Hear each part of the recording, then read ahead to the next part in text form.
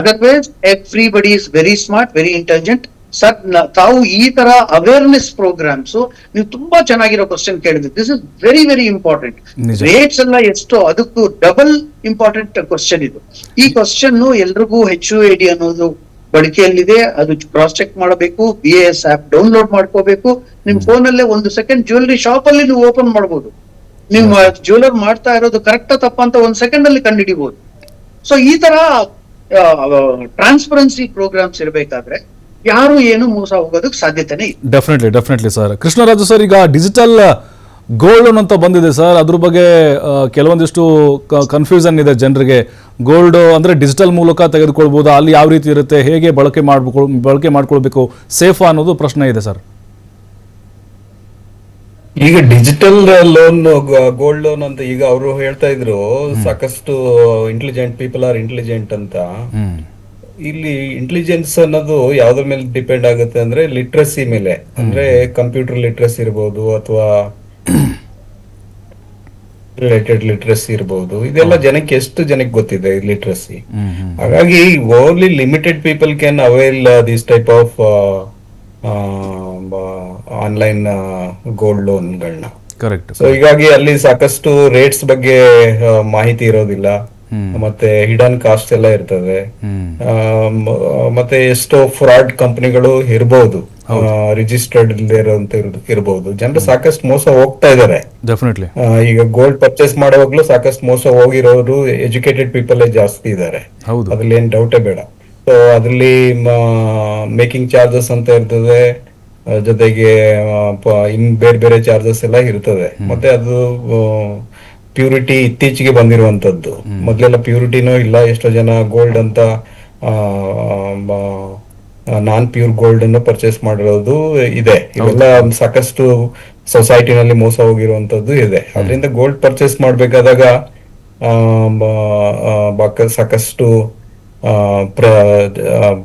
ಒಂದು common sense ಅಥವಾ intelligence ಬೇಕಾಗುತ್ತೆ. ಎಲ್ಲಿ ತನಕ ಜನ ಇಂಟೆಲಿಜೆಂಟ್ ಇರಲ್ವೋ ಅಲ್ಲಿ ತನಕ ಜನರಿಗೆ ಮೋಸ ಮಾಡೋರು ಇರ್ತಾರೆ ಈಗ ಸೊಸೈಟಿನಲ್ಲಿ. ಅದ್ರ ಬಗ್ಗೆ ಕೇರ್ಫುಲ್ ಆಗಿರ್ಬೇಕು. ಹಾಗಾಗಿ ಈ ಯಾವುದೇ ಒಂದು ಹೊಸ ಗೋಲ್ಡ್ ಲೋನ್ಗಳು ಅಥವಾ ಒಂದು ಅಡ್ವರ್ಟೈಸ್ಮೆಂಟ್ ಗಳು ಏನ್ ಬರ್ತಾ ಇದೆ, ಅದರ ಮೇಲೆ ಗವರ್ಮೆಂಟ್ ಸಾಕಷ್ಟು ಪರಿಶೀಲನೆಯನ್ನ ಮಾಡಬೇಕು.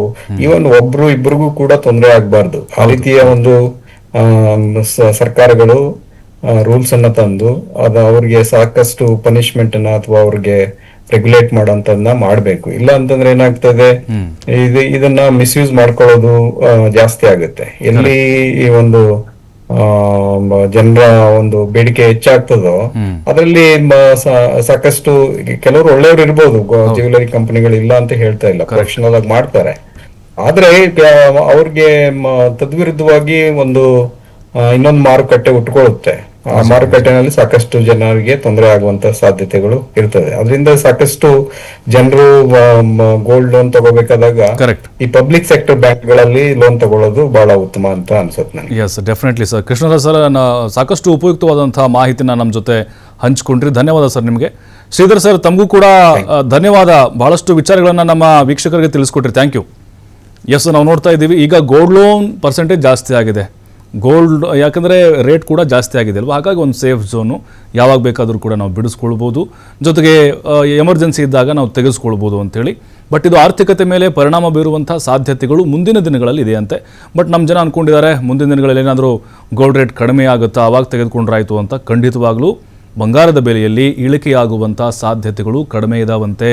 ಇನ್ನೂ 2 ಲಕ್ಷದ ಮೇಲೆ ಹೋಗ್ಬೋದು ಅಂತ ಕೆಲವೊಂದಿಷ್ಟು ಆರ್ಥಿಕ ತಜ್ಞರು ಹೇಳ್ತಾ ಇದ್ದಾರೆ. ಅದಕ್ಕೆ ಜಾಗತಿಕವಾದಂಥ ಕೆಲವೊಂದಿಷ್ಟು ಬದಲಾವಣೆಗಳು, ಆರ್ಥಿಕವಾದಂಥ ಸ್ಥಿತ್ಯಂತರಗಳು ಕೂಡ ಕಾರಣ. ನೋಡೋಣ, ಎಲ್ಲಾದರೂ ಬೇರೆ ದೇಶದಲ್ಲಿ ಅಥವಾ ನಮ್ಮ ದೇಶದಲ್ಲಿ ಒಂದು ದೊಡ್ಡ ನಿಕ್ಷೇಪ ಏನಾದರೂ ಪತ್ತೆಯಾಗಿ ಅಲ್ಲಿಂದ ಏನಾದರೂ ಗೋಲ್ಡ್ ಉತ್ಪಾದನೆ ಆಗೋ ಪ್ರಮಾಣ ಜಾಸ್ತಿ ಆಯಿತು ಅಂತ ಹೇಳಿದ್ರೆ ಅವಾಗೇನೋ ಕಡಿಮೆ ಆದರೂ ಆಗ್ಬೋದು. ಬಟ್ ಆ ಸಾಧ್ಯತೆಗಳು ಸದ್ಯಕ್ಕೆ ಕಡಿಮೆ ಇದೆ. ಬಟ್ ಮಧ್ಯಮ ವರ್ಗದವರು, ಬಡ ವರ್ಗದವ್ರಿಗೆ ಖಂಡಿತವಾಗ್ಲೂ ಈ ಬಂಗಾರ ಅನ್ನೋದು ಗಗನ ಕುಸುಮ ಆಗಿದೆ. ಯಾಕಂತ ಹೇಳಿದ್ರೆ ಈ ದೊಡ್ಡ ಇನ್ವೆಸ್ಟರ್ಸ್ ಏನಿದಾರಲ್ವ ಅವರೇ ದೊಡ್ಡ ಮೊತ್ತದ ಅಥವಾ ದೊಡ್ಡ ಪ್ರಮಾಣದ ಗೋಲ್ಡನ್ನು ಖರೀದಿ ಮಾಡಿಕೊಂಡು ಹಾಗೆ ಇಟ್ಕೊಳ್ತಾ ಇದ್ದಾರೆ.